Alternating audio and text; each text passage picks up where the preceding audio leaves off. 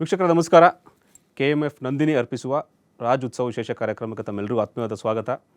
ಕಳೆದ ಒಂದು ತಿಂಗಳಿಂದ ನಿಮ್ಮ TV5 ಅಣ್ಣವ್ರ ಬಗ್ಗೆ ಸಾಕಷ್ಟು ಕಾರ್ಯಕ್ರಮಗಳನ್ನು ನಡೆಸ್ತಾ ಇದೆ. ಈ ವಾರವೂ ಕೂಡ ಒಂದು ವಿಶೇಷ ಸಂಚಿಕೆಯೊಂದಿಗೆ ನಿಮ್ಮ ಮುಂದೆ ಬಂದಿದ್ದೇವೆ.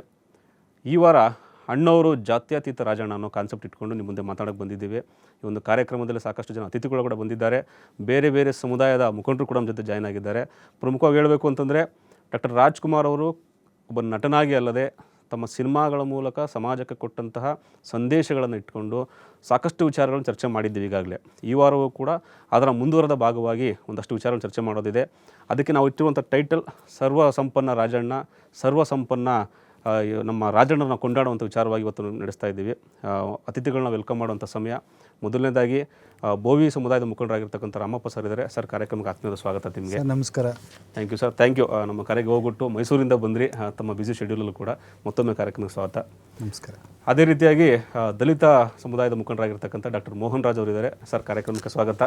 ತಮ್ಮದು ಕೂಡ ಬಿಸಿ ಒತ್ತಡ, ಸಾಕಷ್ಟು ಮೀಟಿಂಗ್ಗಳೆಲ್ಲ ಇದ್ದಾವೆ, ಆದರೂ ಕೂಡ ಅಣ್ಣವರ ಕಾರ್ಯಕ್ರಮ ಅಂತ ಅಷ್ಟೇ ಬಂದ್ರಿ. ಭಾಳ ಖುಷಿ ಆಯಿತು ಸರ್. ಥ್ಯಾಂಕ್ ಯು ಬಂದಿದ್ದಕ್ಕೆ.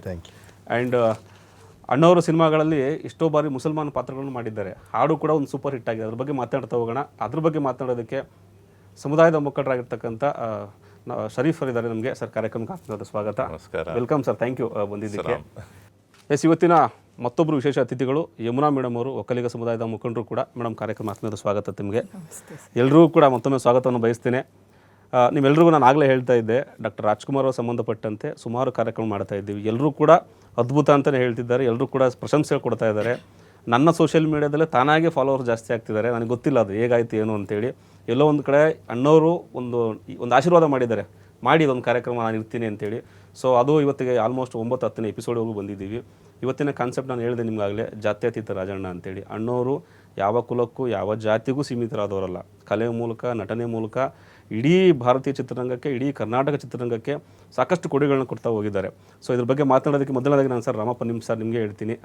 ಅಣ್ಣವರು ಅಂದ ತಕ್ಷಣ ನಿಮ್ಮ ಕಲ್ಪನೆಯಲ್ಲಿ ಏನು ಬರುತ್ತೆ ಮೊದಲನೇದಾಗಿ ಅಂತ?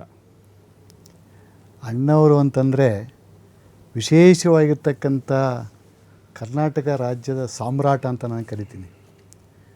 ಅವರು ಜಾತ್ಯತೀತ ರಾಜಣ್ಣ ಅಂತ ತಾವೇನು ಕರೆದ್ರಿ, ಯಾವ ಜಾತಿಗೂ ಸೀಮಿತವಾಗಿರ್ತಕ್ಕಂಥ ವ್ಯಕ್ತಿತ್ವ ಅವರದಲ್ಲ.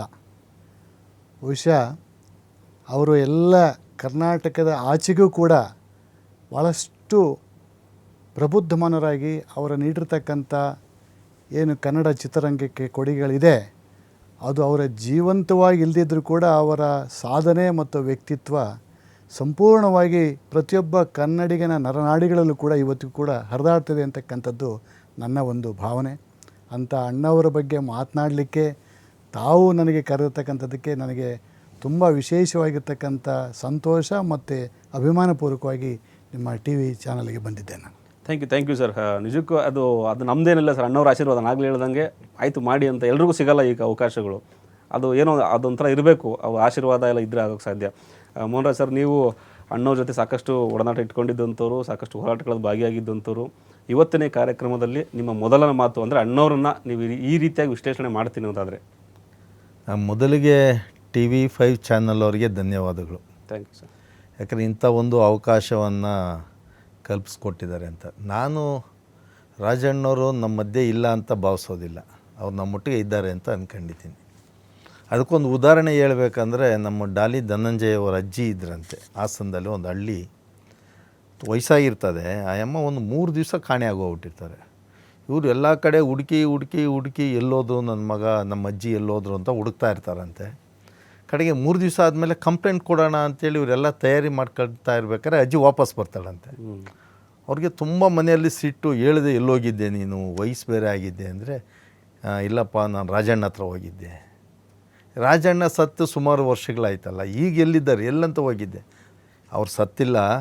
ಆ ಅಜ್ಜಿ ಸೀದಾ ಹಾಸನದಿಂದ ಸಮಾಧಿ ಹತ್ರ ಬಂದಿದ್ರಂತೆ. ಡಾಲಿಯವರು ಆವಾಗ ತಾನೇ 1-2 ಸಣ್ಣ ಸಿನಿಮಾಗಳಲ್ಲಿ ನಟನೆ ಮಾಡಿದ್ರಂತೆ. ಅಲ್ಲಿ ಬಂದು ಒಂದು ದಿವಸ ಸಮಾಧಿ ಮುಂದೆ ಕುಳಿತು, ಅಣ್ಣ ನಿಮ್ಮ ಆಶೀರ್ವಾದ ನನ್ನ ಮೊಮ್ಮಗನಿಗೆ ಬೇಕು, ನೀವು ಆಶೀರ್ವಾದ ಮಾಡಲಿ, ಈ ಸಿನಿಮಾ ರಂಗದಲ್ಲಿ ನನ್ನ ಮೊಮ್ಮಗ ಬೆಳಿಬೇಕು ಅಂತೇಳಿ ನಾನು ಬೇಡ್ಕೊಂಡು ಬನ್ನಿ ಅಪ್ಪ. ಅಂದರೆ ರಾಜಣ್ಣ ನಮ್ಮಿಂದ ದೂರ ಆಗಿಲ್ಲ, ಅವ್ರು ಇದ್ದಾರೆ, ಅವ್ರ ಆಶೀರ್ವಾದ ನಿನ್ನ ಮೇಲೆ ಇದೆ, ನೀನು ಬೆಳಿತೀಯ ಹೋಗೋದು. ಅದು ಒಂದು ಸಾಕ್ಷಿ ಇವತ್ತು ನಮ್ಮ ಮಧ್ಯೆ ಡಾಲಿಯವರು ಬೆಳೆದಿರೋದಕ್ಕೆ. ಹಾಗಾಗಿ ರಾಜಣ್ಣನವರು ನಾನು 80ರ ಕಾಲಘಟ್ಟದಿಂದ ನೋಡಿದ್ದೀನಿ, ಅವರು ಕೊನೆಯ ಉಸಿರಿರೋವರೆಗೂ. ಅವರು ತೀರ್ಕೊಂಡಂಥ ಸಂದರ್ಭದಲ್ಲಿ ಕಂಠೀರವ ಸ್ಟೇಡಿಯಮಲ್ಲಿ ಅವರ ದೇಹವನ್ನು ಇಟ್ಟಿದ್ದವಾಗ ನಾನು ಅವರ ಇದನ್ನು ಮುಟ್ಟಿತ್ತು 12 ಗಂಟೆ 3 ನಿಮಿಷ. ಅದು ಮುಟ್ಟಿದಾಗ ಪುನೀತ್ ಅವರು ಒಬ್ಬರು ನಿಂತಿದ್ದರು. ನಾವು ಅವ್ರನ್ನ ಮುಟ್ಟಿ ನಮಸ್ಕಾರ ಮಾಡಿ ಹಿಂಗೆ ಕೆಳಗಡೆ ಹಿಡಿದ್ರೆ ಲಾಠಿ ಚಾರ್ಜ್ ಆಗೋಯಿತು. ಅಷ್ಟೊಂದು ಕ್ರೌಡ್ ಇತ್ತು. ಅದೊಂದು ಭಾಗ್ಯ. ಕರ್ನಾಟಕದಲ್ಲಿ ರಾಜಣ್ಣವ್ರು ಇದ್ದಿತ್ತು ಕರ್ನಾಟಕದ ಭಾಗ್ಯ, ಈ ಮಣ್ಣಿನ ಭಾಗ್ಯ, ನಮ್ಮೆಲ್ಲರ ಭಾಗ್ಯ. ನನ್ನ ಮಗ ಇನ್ನೂ ಒಂದು 4-5 ವರ್ಷ ಇದ್ದ, ಜೀವನ ಚೈತ್ರ ಸಿನಿಮಾ ನಮ್ಮ ಏರಿಯಾದಲ್ಲಿ ಅಲ್ಲೊಂದು ಶೂಟಿಂಗ್ ನಡೀತಾಯಿತ್ತು. ನಾನಿರಲಿಲ್ಲ, ನಮ್ಮ ಮಿಸ್ಸಸ್ ಏನೋ ಅಲ್ಲೂ ಶೂಟಿಂಗ್ ನೋಡೋಕೆ ಹೋದವಾಗ ರಾಜಣ್ಣವ್ರು ಹೊರಗಡೆ ಬಂದು ನನ್ನ ಮಗನ್ನ ಎತ್ಕೊಂಡು ಆಶೀರ್ವಾದ ಮಾಡಿದ್ರಂತೆ, ಒಳ್ಳೇದಾಗಲಿ ಅಂತ. ಈಗ ಅವನು ಹೈಯರ್ ಎಜುಕೇಷನ್ ಲಂಡನ್ನಲ್ಲಿದ್ದಾನೆ. ಅವನು ಸೂಪರ್. ಅಂದರೆ ಆ ರಾಜಣ್ಣನವರ ಆಶೀರ್ವಾದ. ನಾನು 81-82 ITI ಇನ್ಸ್ಟಿಟ್ಯೂಟ್ಗೆ ಹೋಗ್ತಾಯಿದ್ದೆ, ಹೊಸೂರು ರೋಡು, ಡೈರಿ ಸರ್ಕಲ್ ಹತ್ರ. ನಮ್ಮಮ್ಮ ಒಂದು ಸಣ್ಣ ಸೈಕಲ್ ತೆಗೆದುಕೊಟ್ಟಿದ್ದು. ಅವಾಗೆಲ್ಲ ಬಹುಶಃ ಈಗ ಯಾರೂ ನೋಡಿರೋಕ್ಕಿಲ್ಲ. ಅರ್ಧ ಈ ಚೈನ್ ಮೇಲೆ ಅರ್ಧ ಇದು ಬರ್ತಾಯಿತ್ತು ಮೇಲೆ ಕವರು, ಅದ್ರ ಮೇಲೆ ಡಾಕ್ಟರ್ ರಾಜ್ ಅಂತ ಹಾಕ್ಸಿದ್ದೆ. 81 ಅವಾಗೆಲ್ಲ ಒಂದು ಟ್ರೆಂಡ್, ಅದ್ರಲ್ಲಿ ಟ್ರೆಂಡ್ ಅದು. ಅಂಥ ಕಾಲದಲ್ಲಿ ಎಲ್ಲರೂ ನಮ್ಮನ್ನು ಐಡೆಂಟಿಫೈ ಮಾಡೋರು, ನೋಡಿ ರಾಜ್ಕುಮಾರ್ ಕಡೆಯವ್ರು ಬಂದರು ಅಂತ. ಹಂಗೆ ಬೆಳೆದಿತ್ತು. ನಂತರದಲ್ಲಿ ಗೋಕಾಕ್ ಚಳುವಳಿ, ಆ ಚಳುವಳಿಗಳಲ್ಲಿ ಅಣ್ಣವ್ರ ಜೊತೆಯಲ್ಲೇ ಬಂದಿತ್ತು. ಆಮೇಲೆ ಅವರ ಮಗಳು ಯಾರೋದು ಇಂದ್ರನಗರದಲ್ಲಿದ್ದರಂತೆ. ಗುರುವಾರ ಅಲ್ಲೊಂದು ರಾಘವೇಂದ್ರ ದೇವಸ್ಥಾನ ಇದೆ, ಅಲ್ಲಿಗೆ ಬರೋರು. ನಾವು 1 ಗಂಟೆ 1:15 ಗಂಟೆಗೆ ಆ ಹೋಟ್ಲ್ ಮುಂದೆ ನಿಂತಿರೋ. ಅಲ್ಲಿ ಬಂದು ಅವ್ರ ಹೋಟ್ಲಲ್ಲಿ ಒಂದು ಸ್ವಲ್ಪ ತಿಂಡಿ ತಿಂದು ಅವ್ರ ಕಾರ್ ಹತ್ತವಾಗ ನಮಗೆಲ್ಲ ಹಿಂಗೆ ಅನ್ನೋರು. ಆ ಸೈಕಲ್ ಅವ್ರು ಎಲ್ಲೇ ಇರಲಿ, ನಾ 82-83 ಇರಬೇಕು, ಜಾಲಹಳ್ಳಿಯಲ್ಲಿ ಒಂದು ರಾಜ್ಕುಮಾರ್ ಸಾಹೇಬರು ಬರ್ತಾರೆ, ಅಣ್ಣವ್ರು ಬರ್ತಾರೆ ಅಂದಾಗ ಒಂದು ಕನ್ನಡ ರಾಜ್ಯೋತ್ಸವ ಕಾರ್ಯಕ್ರಮ. ನಾವು ಅಲ್ಲಿಂದ, ನಾನು HLಯಿಂದ ಸೈಕಲ್ಗೆ ನೈಟ್ ಹೋಗಿದ್ದೆ ಅಲ್ಲಿಗೆ. ಅಂದರೆ ಈ ರೀತಿ ರಾಜಣ್ಣವರು ಕರ್ನಾಟಕದ ಒಂದು ಶಕ್ತಿ, ಸೌಭಾಗ್ಯ. ಯಾಕಂದ್ರೆ ಅವರ ಸಿನಿಮಾಗಳನ್ನು ನೋಡಿ ನಮ್ಮ ಬದುಕನ್ನು ಕಟ್ಕೊಂಡಂಥವ್ರು. ಅವರ ಸಿನಿಮಾಗಳ ಮುಖಾಂತರ ನಮ್ಮ ಜೀವನವನ್ನು ಹೇಗೆ ಬದುಕಬೇಕು ಅಂತ ರೂಪಿಸ್ಕೊಂಡಂಥವ್ರು. ಅದರಲ್ಲಿ ನಾನು ಒಬ್ಬ. ಎಸ್ ಸರ್, ನಿಜ ಸರ್. ನೀವು ಹೇಳ್ತಾ ಇದ್ರೆ ಸೈಕಲ್ ಬಗ್ಗೆ, ಅದೊಂದು ಟ್ರೆಂಡ್. ಅಣ್ಣನ ಅದು ಮಾತ್ರ ಒಂದು ಸಪ್ರೇಟ್ ಸೆಗ್ಮೆಂಟೇ ಇದೆ ಸರ್, ಟ್ರೆಂಡ್ ಸೆಟ್ಟರ್ ಅಣ್ಣವರು ಅಂತ. ಅದ್ರದ್ದು ಸಪ್ರೇಟಾಗಿ ಒಂದು ಮಾತಾಡೋಣ ಅಂತ. ಆದರೆ ಎಲ್ಲ ಪಾತ್ರಗಳ ಮೂಲಕ ಟ್ರೆಂಡ್ ಸೆಟ್ ಮಾಡಿದವರು ಅವರು, ಟ್ರೆಂಡ್ ಫಾಲೋ ಅಪ್ ಮಾಡಲ್ಲ, ಸೆಟ್ ಮಾಡಿದಂಥ ಅಣ್ಣವರು. ಎಸ್ ಸರ್, ಸರಿ ಸರ್. ನಮಗೆ ನಿಮ್ಮ ಮಾತಿಗೆ ಕೇಳೋಕ್ಕೆ ಖುಷಿ ಇದೆ. ನೀವು ಆಗಲೇ ಕೇಳಿದೆ ಅಣ್ಣವ್ರು ತುಂಬ ಸಿನಿಮಾಗಳು ನೋಡಿದ್ದು ಚಿಕ್ಕ ವಯಸ್ಸಿಂದ ಅಂತ. ಸೊ ನಿಮ್ಮ ಕಲ್ಪನೆಯಲ್ಲಿ ಅಣ್ಣವರು? ಈಗ ನಾನು ಸ್ಕೂಲ್ ಟೈಮ್ನಲ್ಲಿ ನಾನು ಬಹಳ ಮೂವಿ ನೋಡಿದ್ದೀನಿ. ಹಳೆ ಮೂವಿಗಳು ಬಹಳ ಇಷ್ಟ ಆಗುತ್ತೆ. ಇವತ್ತು ಕೂಡ ಮೂವಿ ನೋಡಬೇಕಂದ್ರೆ ಹಳೆ ಮೂವಿ ನೋಡ್ತೀನಿ. ಅದರಲ್ಲಿ ಡಾಕ್ಟರ್ ರಾಜ್ಕುಮಾರ್ ಅವರ ಮೂವಿಯನ್ನು ಬೇಕಂತ ನೋಡೋ ಕೆಲವು ಮೂವೀಸ್ಗಳು ಇವತ್ತಿಗೂ ಇದೆ. ಅದು ಮಯೂರ ಮೂವಿ ನೋಡ್ತೀನಿ, ಅದು ಭಾಳ ಚೆನ್ನಾಗಿರುತ್ತೆ.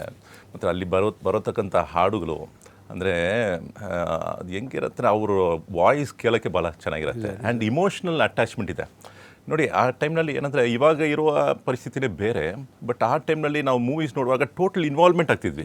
ಟೋಟಲ್ ಇನ್ವಾಲ್ವ್ಮೆಂಟು ಅಂದರೆ ಆ ಕ್ಯಾರೆಕ್ಟ್ರು ಅವ್ರು ಮಾಡುವಾಗ ಅವರು ತೋರಿಸ್ಕೊಳ್ಳುವ ಆ ಒಂದು ಅಪಿಯರೆನ್ಸ್ ಇದಲ್ಲ, ಆ್ಯಕ್ಚುಲಿ ಆ ಪರ್ಸ್ನಾಲಿಟಿ ಆಗಿಬಿಡ್ತಾರೆ ಅದು. ಅಂಥ ಒಂದು ಆ್ಯಕ್ಟಿಂಗು ಭಾಳ ಕಡಿಮೆ ನೋಡೋಕ್ಕಾಗತ್ತೆ. ಶಿವಾಜಿ ಗಣೇಶನ್ ತಮಿಳಲ್ಲಿ ಶಿವಾಜಿ ಗಣೇಶನ್ ಒಬ್ಬರಿದ್ದಾರೆ, ಮತ್ತು ಅಲ್ಲಿ ದಿಲೀಪ್ ಕುಮಾರು, ಇಲ್ಲಿ ಬಂದು ಡಾಕ್ಟರ್ ರಾಜ್ಕುಮಾರ್ ಬಂದು is an amalgamation between MGR and Shivaji. MGR and Shivaji ಎರಡು ಪಾತ್ರವನ್ನು ಬಹಳ ಈಸಿಯಾಗಿ ಮಾಡುವವರು ಡಾಕ್ಟರ್ ರಾಜ್ಕುಮಾರ್. ನೋಡಕ್ಕೆ ಹೋದರೆ ಬಂಗಾರ ಗಂಡು ಮತ್ತು ಬೇರೆ ಬಂಗಾರ ಮನುಷ್ಯ, ಬಹದ್ದೂರ್ ಗಂಡು ಇದೆಲ್ಲ ನಾವು ಏನಂದರೆ ಆ ಟೈಮ್ನಲ್ಲಿ ಈ ದೂರದರ್ಶನ್ ಟೈಮ್ನಲ್ಲಿ ನಾವು ಮುನ್ನೋಟ ನೋಡ್ತೀವಿ. ಅದು ಟೈಮ್ನಲ್ಲಿ ಅದು ಬೇರೆ ಲೈಫ್ ಸ್ಟೈಲೇ ಬೇರೆ ಇತ್ತು. ವೀಕ್ಲಿ 1 ಮೂವಿ ಬರ್ತಿತ್ತು. ಅದು ಬ್ಲ್ಯಾಕ್ ಆ್ಯಂಡ್ ವೈಟ್ ಆದರೂ ಕೂಡ ಭಾಳ ಇಷ್ಟ ಆಗ್ತಿತ್ತು, ಅಷ್ಟು ಚೆನ್ನಾಗಿರ್ತಿತ್ತು. ಬೇಡರ ಕಣ್ಣಯ್ಯ ಅದೆಲ್ಲ ನೋಡಿದ್ದೀನಿ, ಎಲ್ಲ ಮೂವಿ ಆಲ್ಮೋಸ್ಟ್ ನೋಡಿದ್ದೀನಿ. ಅಂದರೆ ಮೂವಿ ನೋಡಿಲ್ಲ ಅಂತ ಇಲ್ಲ, ಡಾಕ್ಟರ್ ರಾಜ್ಕುಮಾರ್ ಮೂವಿ ಎಲ್ಲ ನೋಡಿದ್ವಿ. ಅದರಲ್ಲಿ ನೀವು ಒಂದು ಮಾತು ಹೇಳಿದ್ರಿ, ಅಲ್ಲ ನೀನೇ ಎಲ್ಲ ಅಂತ ಒಂದು ಗುರಿ ಸಿನಿಮಾ ಒಂದು ಲೈನ್ ಬರುತ್ತೆ ಅದರಲ್ಲಿ, ಅದು ಕೂಡ ನೋಡಿದ್ದೀನಿ. ಬಟ್ ಅಷ್ಟು ನನ್ನ ಜ್ಞಾಪಕ ಅಲ್ಲ ಏನಂದರೆ. ಬಟ್ ಏನಂದರೆ ಜಾತ್ಯತೀತವಾಗಿ ನೋಡೋಕ್ಕೆ ಹೋದರೆ ಆ ಕಾಲದ ಸಿನಿಮಾಗಳು ಎಲ್ಲರನ್ನೂ ತಲುಪಿಸ್ತಿತ್ತು. ಅಂದರೆ ಇಟ್ ವಾಸ್ ನಾಟ್ ಏನು ಅಜೆಂಡಾನೇ ಇರಲಿಲ್ಲ. ಅಜೆಂಡಾ ಇದ್ದರೂ ಕೂಡ ಅದನ್ನು ಹೀಗೆ ಈ ಕಾಲದಲ್ಲಿ ತೋರಿಸ್ಕೊಳ್ಳುವ ರೀತಿಯಲ್ಲಿ ಬಹಿರಂಗವಾಗಿ ಅದನ್ನು ತೋರಿಸ್ಕೊಳ್ಳಲ್ಲ. There was some sort of sensibilities. ಎಲ್ಲರನ್ನೂ ನಾವು ರೀಚ್ ಮಾಡಬೇಕು, ಎಲ್ಲರಿಗೂ ನಾವು ಒಂದು ಮೆಸೇಜ್ ಕೊಡಬೇಕು, ಆ ಸಿದ್ಧಾಂತ ಒಂದು. ಮತ್ತು ಡಾಕ್ಟರ್ ರಾಜ್ಕುಮಾರು ವಿನಮ್ರತೆಯನ್ನು ಅವರು ಪಾಲಿಸ್ಕೊಂಡಿರುವ ಒಬ್ಬ ವ್ಯಕ್ತಿ. ಅಂದರೆ ಒಂದು ಹಂಬಲ್ನೆಸ್, ಹ್ಯೂಮಿಲಿಟಿ. ಅದಕ್ಕೆ ಯಾರಂದರೆ look at doctor Rajkumar. Doctor Rajkumar is the symbol of simplicity. Yes. ಅಂದರೆ ಅಂಥ ಒಬ್ಬ ವ್ಯಕ್ತಿ ಆ ಒಂದು ಉನ್ನತವಾದ ಸ್ಥಾನದಲ್ಲಿ ಇದ್ಕೊಂಡು ಅಷ್ಟು ಸಿಂಪ್ಲಿಸಿಟಿಯನ್ನು ಹೇಗೆ ಪಾಲಿಸಿದ್ರು. ಅವ್ರಿಗೆ ಯಾರಾದರೂ ಹೋಗ್ಬಿಟ್ಟು ಹೊಗಳಿಕೆ ಮಾಡಿದ್ರೆ, ಯಾರು ಹೊಗಳಿದ್ರೆ ಅವ್ರು ಏನು ಮಾಡ್ತಿದ್ರೆ ಅದನ್ನು ಬೇರೊಬ್ಬರಿಗೆ ಅದನ್ನು ಶೇರ್ ಮಾಡ್ಕೊಂಡ್ಬಿಡ್ತಾರೆ. ಇಲ್ಲ ಅದು ನಾನಿಲ್ಲ, ಅದು ನಮ್ಮ ಡೈರೆಕ್ಟ್ರು ಮಾಡಿದ್ದು, ಅವರು ಹೇಳಿದ ಥರ ನಾನು ಮಾಡಿದೆ, ಮತ್ತು ನಮ್ಮ ತಂದೆಯವರು ಅವರು ಮಾಡೋಕ್ಕೆ ಹೇಳಿದರು. ಹೀಗೆ ಅವರು ತೊಗೊಳ್ತಿಲ್ಲ ಆ ಕ್ರೆಡಿಟನ್ನು. ಎಲ್ಲರೂ ಆ ದೇವರ ಆಶೀರ್ವಾದ ಅಂತ ಅಲ್ಲಿ ಅಲ್ಲಿ ಅಲ್ಲಿ ಅಲ್ಲಿ ಎಲ್ಲರೂ ಶೇರ್ ಮಾಡಿಕೊಂಡು ಅಂಥ ಒಬ್ಬ ಪರ್ಸ್ನಾಲಿಟಿ ಎಲ್ಲ ಈ ಪ್ರಪಂಚದಲ್ಲಿ ನೋಡೋಕ್ಕೆ ಭಾಳ ಕಷ್ಟ. ಹಾಗಾಗಿ ಎಲ್ಲರೂ ಹೇಳಿದಂಗೆ doctor Rajkumar is part of us by ಸಂಸ್ಕೃತಿ. ನಮ್ಮ ಜೊತೆಗೆ ಕಲ್ಚರ್ ಹಂಚ್ಕೊಂಡಿದ್ದಾರೆ. ನಾವು ಕೂಡ ಆ ಡಾಕ್ಟರ್ ರಾಜ್ಕುಮಾರ್ ಅವರ ಆ ಒಂದು ಇಮೇಜನ್ನು ತೋರಿಸ್ಕೊಂಡು ಈ ಕರ್ನಾಟಕ ರಾಜ್ಯವನ್ನು ನಾವು ಮುಂದುವರ್ಸ್ಕೊಂಡು ಹೋಗಬೇಕಾಗಿದೆ. ಯಾಕಂದರೆ ರೋಲ್ ಮಾಡಲ್ ಅಂದರೆ ಡಾಕ್ಟರ್ ರಾಜ್ಕುಮಾರ್. ಎಲ್ಲೊಂದು ಕಡೆ ನಾವು ಎಲ್ಲೊಂದು ಕಡೆ ದಾರಿ ತಪ್ಪಿ ಈ ಕಡೆ ಹಾಗೆ ಹೋದರೆ ಡಾಕ್ಟರ್ ರಾಜ್ಕುಮಾರ್ ಥರ ಇರಬೇಕು. ನಾನೊಂದು ಮೂವಿ ಮಾಡಿದ್ದೆ actually I am a producer and a director also. ಕನ್ನಡದಲ್ಲಿನೇ ಮಾಡಿದೆ, ರಮ್ಮಿ ಆಟ ಅಂತ. ಸೊ ಅದರಲ್ಲಿ ಒಂದು ಫುಲ್ ಲೈನು ಡಾಕ್ಟರ್ ರಾಜ್ಕುಮಾರ್ ಹೇಗೆ ಜೀವನ ಮಾಡಿದರು ಅಂದರೆ, ಅವರು ಒಂದು ಮೂವಿನಲ್ಲಿ ಕೂಡ ಸಿಗರೇಟ್ ಸೇದೋದನ್ನು ನೀನು ನೋಡೋಕ್ಕಾಗೋದಿಲ್ಲ. ಯಾಕೆ ಹಂಗೆ ಮಾಡಿದರು? ಯಾಕೆ ನನ್ನ ಜನರು ಅದರಿಂದ ಏನು ಅದಕ್ಕೆ ಮೋಟಿವೇಟ್ ಆಗಬಾರ್ದು ಅಂತ ಒಂದು ಉನ್ನತವಾದ ಗುಣ. So we have great respect for doctor Rajkumar and ಭಾಳ emotional actually for being part of this. ಯಾಕಂದರೆ ಈ ಒಂದು ಡಿಸ್ಕಷನಲ್ಲಿ ನಾನು ಒಬ್ಬ ಭಾಗಿಯಾಗಕ್ಕೆ ನನಗೆ ದೇವನು ಕೊಟ್ಟಿರುವ ಆಶೀರ್ವಾದನೆ. So I really have great respect for this congregation. Thank you sir. ನೀವು ಹೇಳಿದ್ರಿ ನಿಜ. ಯಾರಾದರೂ ಮನೆಯಲ್ಲಿ ಒಬ್ಬರು ಹೆಂಡತಿ ಇದ್ದರೆ, ಗಂಡ ಇದ್ದರೆ ರಾಜ್ಕುಮಾರ್ ಹತ್ರ ಇರಬೇಕ್ರಿ, ಅಥವಾ ಅಣ್ಣ ಇದ್ದರೆ ಅಣ್ಣ ರಾಜ್ಕುಮಾರ್ ಹತ್ರ ಇರಬೇಕ್ರಿ, ಮಗನಿದ್ರೆ ಅಣ್ಣವ್ರ ಥರ ಒಬ್ಬ ಮಗ ಇರಬೇಕ್ರಿ ಅಂತ ಎಕ್ಸಾಂಪಲ್ ಕೇಳಿದ್ದೀವಿ ನಾವು ಅವಾಗೆಲ್ಲ. ಇದೆಲ್ಲ ನಂಗೆ ಇಲ್ಲ ಬಂದಿರೋ ಅಂತ ಹೇಳಿರೋ ಅತಿಥಿಗಳ ಮಾತುಗಳೇ. ನಿಜಕ್ಕೂ ಪ್ರತಿ ಬಾರಿ ಅಣ್ಣವ್ರ ಬಗ್ಗೆ ಮಾತಾಡಬೇಕಾದ್ರೆ ನಾನೇ ಒಂಥರ ಅಣ್ಣವ್ರು ಆಗ್ತಾ ಇರ್ತೀನಿ ಒಳಗಡೆ ಕೂತ್ಕೊಂಡು, ನಾನೇ ಏನೋ ಎಮೋಷನ್ ಆಗ್ತಿರ್ತೀನಿ. ನೀವು ಹೇಳಿದ್ರೆ ಎಕ್ಸಾಕ್ಟ್ಲಿ ಸರ್, ಅದು ಎಲ್ರಿಗೂ ಸಿಗೋದೇ ಇಲ್ಲ. ಈ ನೀವೇನು ಹೇಳಿದ್ರೆ ಶಿವಾಜಿ ಗಣೇಶನ್ ಆಗಿರ್ಬೋದು ಅಥವಾ ದಿಲೀಪ್ ಕುಮಾರ್ ಆಗಿರ್ಬೋದು, ಅವರೆಲ್ಲರೂ ಕೂಡ ಅಣ್ಣವ್ರನ್ನೇ ಹೊಗಳಿರೋದು, ಅಣ್ಣವ್ರನ್ನೇ ದೊಡ್ಡವರು ಅಂತ ಹೇಳಿರೋದು. ಸೊ ನಿಜಕ್ಕೂ ಅದು ಖುಷಿನೇ. ಆ್ಯಂಡ್ ಯಮುನಾ ಮೇಡಮ್, ನಾನು ನಿಮ್ಮ ಮಾತನ್ನು ಕೇಳಬೇಕು ಆ್ಯಕ್ಚುಲಿ. ನಿಮ್ಮ ಕಲ್ಪನೆಯಲ್ಲಿ ಅಣ್ಣವರು, ನೀವು ಕಂಡಂತೆ ಅಣ್ಣವರು. ನನ್ನ ಜೀವನದಲ್ಲಿ ನಾನು ಪ್ರಪ್ರಥಮ ಸಿನಿಮಾ ನೋಡಿದ್ದೇನೆ ಅಣ್ಣ ಅವ್ರ ಸಿನಿಮಾ. ಮಯೂರ ಸಿನಿಮಾನೇ ಫಸ್ಟು ನೋಡಿದ್ದು ನಾವು. ಅದರಲ್ಲಿ ನಮ್ಮ ತಾಯಿಯವರಂತೂ ಥಿಯೇಟ್ರಿಗೆ ಹೋಗಿ ಫಿಲಮ್ ನೋಡಿದವರೇ ಅಲ್ಲ. ಅಣ್ಣ ಅವರು ಅಣ್ಣವ್ರನ್ನ ನೋಡಬೇಕು ಅಂತಲೇ ಫಿಲಮ್ ನೋಡಿದ್ವಿ ನಾವು. ನಾವೆಲ್ಲ ಚಿಕ್ಕ ಮಕ್ಕಳನ್ನ ಕರ್ಕೊಂಡು ಹೋಗಿದ್ರು ನಮ್ಮಮ್ಮ ಥಿಯೇಟ್ರಿಗೆ. ಅದು ನಮ್ಮ ಜೀವನದಲ್ಲಿ ಮರಿಲಾರ್ದಂಥ ಘಟನೆ ಅದು. ಹಿಂಗೂ ಈ ಥರ ಅಭಿನಯ ಅನ್ನೋದೇ ನಾವು ನೋಡಿರಲಿಲ್ಲ ಅವಾಗ. ಅಷ್ಟಕ್ಕೆ ಮುಂಚೆ ಹಳ್ಳಿಲಿದ್ವಿ, ಅವಾಗ ಟಿ ವಿನೂ ಇರಲಿಲ್ಲ. ಅಂಥ ಸಮಯದಲ್ಲಿ ನಾವು ಒಂದು ಥಿಯೇಟ್ರಲ್ಲಿ ನೋಡಿದಂಥ ಪ್ರಪ್ರಥಮ ಸಿನಿಮಾ ಮಯೂರ ಫಿಲಮ್ಮು. ಅದನ್ನು ನೋಡಿದಾಗ ನಿಜವಾಗ್ಲೂ ಒಬ್ಬ ರಾಜನೇ ಇದನ್ನೇನೋ, ಇದೇ ಥರ ರಾಜನೇನೋ ಅನ್ನೋವಂಥ ಒಂದು ಫೀಲ್ ಬರೋಷ್ಟು ಚೆನ್ನಾಗಿ ಅವರು ಅಭಿನಯಿಸಿದ್ದು. ಅದಾದ ಸ್ವಲ್ಪ ದಿನಗಳಲ್ಲೇ ಗೋಕಾಕ್ ಚಳವಳಿ ಸರ್ ಹೇಳ್ದಂಗೆ. ಆವಾಗ ನಾನು ಚಿಕ್ಕ ಹುಡುಗಿ, ಎಷ್ಟನೇ ಕ್ಲಾಸು ನನಗೆ ನೆನಪಿಲ್ಲ, 4-5ನೇ ಕ್ಲಾಸ್ ಅನಿಸುತ್ತೆ. ನಾನು ರಾಜ್ಕುಮಾರ್ ಅವ್ರನ್ನ ನೋಡಬೇಕು, ಈ ಫಿಲಮ್ ನೋಡಿದ್ವಲ್ಲ ಆ ಒಂದು ಇಂಪ್ರೆಷನ್ ಮೇಲೆ ನೋಡಲೇಬೇಕು ಅವ್ರನ್ನ ಅಂದ್ಬಿಟ್ಟು ನಮ್ಮ ಅಕ್ಕದಿರಿಬ್ರನ್ನ ಕರ್ಕೊಂಡು ನಾವೆಲ್ಲ ಗಾಡಿ ಕಟ್ಕೊಂಡು ಹೋಗಿದ್ವಿ. ಹಳ್ಳಿಲಿದ್ವಿ ಅಲ್ಲ, ಅವತ್ತು ಗೋಕಾಕ್ ಚಳವಳಿದು ಪ್ರಚಾರಕ್ಕೆ ಬರ್ತಾ ಇದ್ದಾರೆ ತರೀಕೆರೆಗೆ ಅಂತಂದ್ಬಿಟ್ಟು ನಾವೆಲ್ಲ ಹೋಗಿದ್ವಿ. ಗಾಡೀಲಿ ಹೋಗಿ ನಿಂತ್ಕೊಂಡು ಸಂಜೆ ಆಗ್ಬಿಡ್ತು ಅವ್ರು ಬರುವಾಗ. ನಿಂತಿದ್ವಿ, ನೋಡಿದ್ವಿ. ಬಸ್ಸಲ್ಲಿ ಬಂದರು, ಬಸ್ ಮೇಲೆ ನಿಂತ್ಕೊಂಡು ಮಾತಾಡಿದರು ಅವರು. ಆ ಕ್ಷಣನ ನನಗೆ ಈಗಲೇ ನೋಡ್ತಾ ಇದ್ದೀನಿ ಅಂತ ಅನಿಸುತ್ತೆ. ಅಷ್ಟು ಅದ್ಭುತವಾಗಿ ಮಾತಾಡಿದರು. ಅದರಿಂದಾಗಿ ನಮ್ಮಲ್ಲಿ ಕನ್ನಡ ಅನ್ನೋದ್ರ ಬಗ್ಗೆ ಅಭಿಮಾನ ಹೆಚ್ಚು ಬೆಳೀತು ಅಂತ ಅನಿಸುತ್ತೆ. ಹೆಂಗೆ ಅಂತಂದರೆ ನನಗೆ ಏನನ್ಸುತ್ತೆ ಅಂದರೆ ಅಣ್ಣವ್ರ ಬಗ್ಗೆ ಇದನ್ನು ಹೇಳಬೇಕು. ಏನು ಬಸವಣ್ಣವರು ಒಂದು ವಚನ ಹೇಳ್ತಾರೆ, ಸ್ಥಾವರ ಕಳಿವುಂಟು ಜಂಗಮ ಕಳಿವಿಲ್ಲ ಅಂತ. ಸ್ಥಾವರ ಅಂದರೆ ಒಂದು ಕಟ್ಟಡಗಳು ಕಟ್ಟಿದರೆ ಅದು ಯಾವತ್ತಾದರೂ ಬಿದ್ದೋಗ್ಬೋದು. ಆದರೆ ಅಣ್ಣವರು ಆಡಿದಂಥ ಹಾಡುಗಳು, ಹೇಳಿದಂಥ ಮಾತುಗಳು, ಡೈಲಾಗ್ಗಳು ಇದೆಯಲ್ಲ, ಅವರು ಹೇಳಿದ್ದು ಹುಟ್ಟಿದರೆ ಕನ್ನಡ ನಾಡಲ್ಲಿ ಹುಟ್ಟಬೇಕು ಅನ್ನೋಂಥ ಹಾಡು.